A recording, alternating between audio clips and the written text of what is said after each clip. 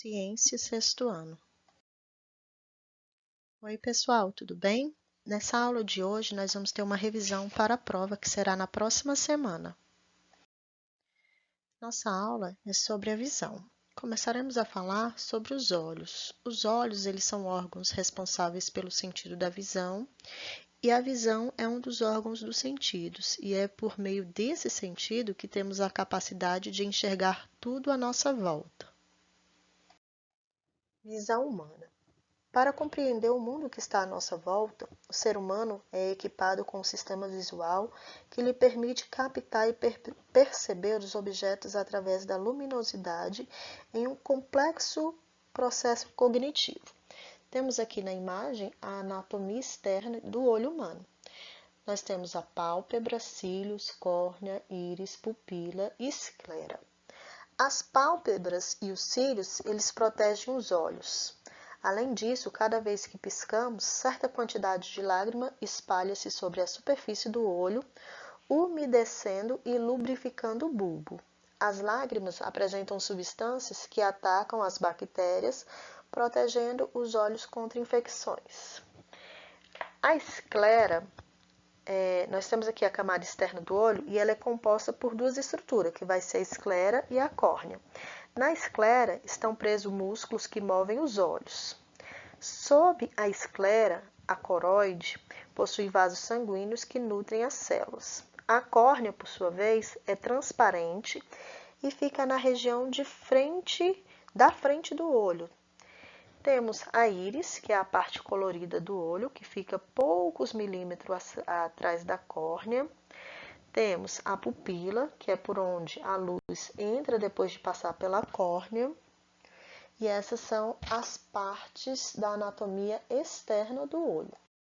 Aqui nós temos a anatomia interna do olho humano. Então, temos o corpo ciliar, córnea, pupila, íris, ligamentos, cristalino, humor vítreo, ponto cego, nervo óptico.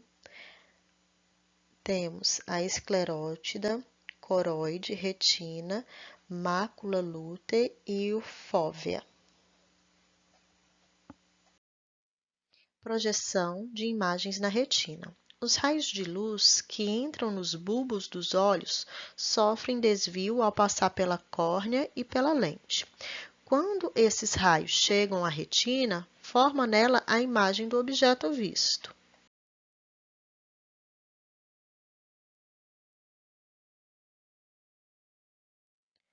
Já ouviram falar em memória visual? Como o cérebro participa do sentido da visão, temos uma memória visual que nos permite, por exemplo, lembrar de cores, de formas, ainda que não estejamos vendo. Permite-nos também reconhecer imagens familiares tão logo quando a vemos. É o que acontece quando reencontramos uma pessoa depois de muito tempo. E isso tudo é memória visual. Agora nós vamos falar um pouquinho sobre problemas de visão. Eu selecionei, para colocar nesses slides, alguns tipos de problemas de visão. Vamos falar um pouquinho sobre o astigmatismo. É uma irregularidade da visão onde a curvatura da córnea é oval e não esférica, como é o normal. Então, esta alteração faz com que a luz se refrate, ou seja, desvie, em vários pontos da retina, provocando, então, uma deformação na visão. Então, aqui nós temos duas imagens. Tem a vista normal, né? Que dá para enxergar tudo perfeitamente. E temos aqui a vista com astigmatismo. Então, nessa segunda imagem, você consegue ter uma noção de como as pessoas que têm esse problema conseguem enxergar. Aqui nós temos a imagem de um olho com catarata. A catarata é a perda da transparência do cristalino, tornando a visão opaca. E uma forma de correção para esse tipo de problema é a cirurgia. Hipermetropia. A hipermetropia é um erro na focalização da imagem no olho, fazendo com que a imagem se forme após a retina. Isto acontece principalmente porque o olho que tem hipermetropia é um pouco menor do que o normal. Também temos as duas imagens, aqui a primeira é a vista normal e a segunda com hipermetropia, você vê como fica a imagem diferente. A miopia é a dificuldade em conseguir enxergar com nitidez objetos que se encontram longe. E aí, usualmente, as pessoas costumam chamar esse tipo de problema falta de vista ao longe. O daltonismo é a incapacidade de distinguir as cores e é uma alteração da visão. A forma mais comum do daltonismo é a dificuldade em distinguir o verde do vermelho. Nessas imagens, nós teremos uma noção de como a pessoa que tem o determinado tipo de problema enxerga. Então, a primeira tem a visão normal, a segunda tem miopia, a terceira imagem é a pessoa visualizando aquela pessoa que tem hipermetropia, a quarta imagem é a visão de quem tem astigmatismo, a quinta imagem é de quem tem a visão com catarata e a sexta imagem é da visão de uma pessoa que tem o glaucoma. É assim que eles conseguem visualizar.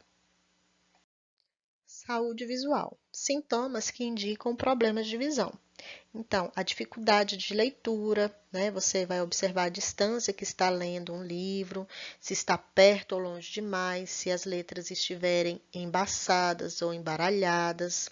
O piscamento, né? Observar a quantidade de vezes que se pisca ao focar em um objeto.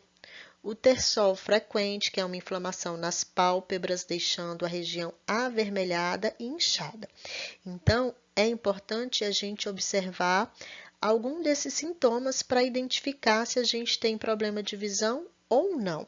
Caso você identifique algum desses problemas, é necessário que você vá ao oftalmologista para fazer um exame, né, para saber se é necessário você utilizar óculos ou não. Visão das crianças. Cuidados. Nesse período de pandemia, tem sido comum o adiamento de consultas e nem todos os pacientes procuram o oftalmologista como deveriam. O período de isolamento e as aulas online podem implicar em tempos adicional de exposição a telas de computadores, celulares e televisão para algumas pessoas e aí isso pode provocar o cansaço, a dor de cabeça, a coceira.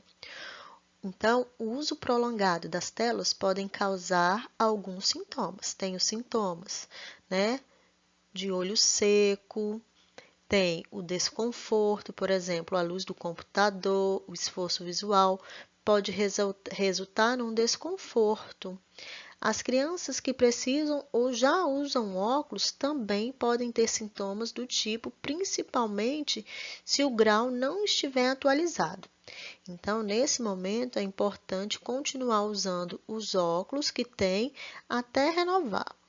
O risco de miopia. A miopia, a gente já sabe que é uma dificuldade para enxergar a distância. Trabalhos recentes mostram uma relação entre o uso de telas e o aumento de risco da miopia em crianças. Uma das explicações é que, ao utilizar muita visão para perto na tela, o olho se adapta e essa condição é o que chamamos de acomodação.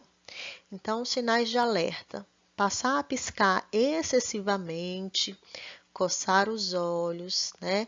A criança apertar os olhos e franzir a testa, né? Mostrando esforço para enxergar, aproximar a tela do rosto, né? Sentir dor de cabeça, cansaço excessivo após utilizar o computador. Essas são algumas dicas de que você pode estar com algum problema de visão. Então, conforme eu já falei, observe os sintomas e, em caso, né, se você achar que realmente está com algum problema de visão, avise o seu pai, peça para marcar uma consulta, porque é muito importante esses cuidados de ir ao oftalmologista para realmente saber se tem ou não algum problema de visão e, se tiver, poder tratar. Então, pessoal, espero que vocês tenham entendido. Chegamos ao final da nossa aula de revisão. Aproveite essa aula para você poder estudar para a prova, que será semana que vem, né? Revise também as atividades que já foram passadas anteriormente, os vídeos anteriores, para que vocês possam ter sucesso na prova da próxima semana. Um beijo e fiquem com Deus.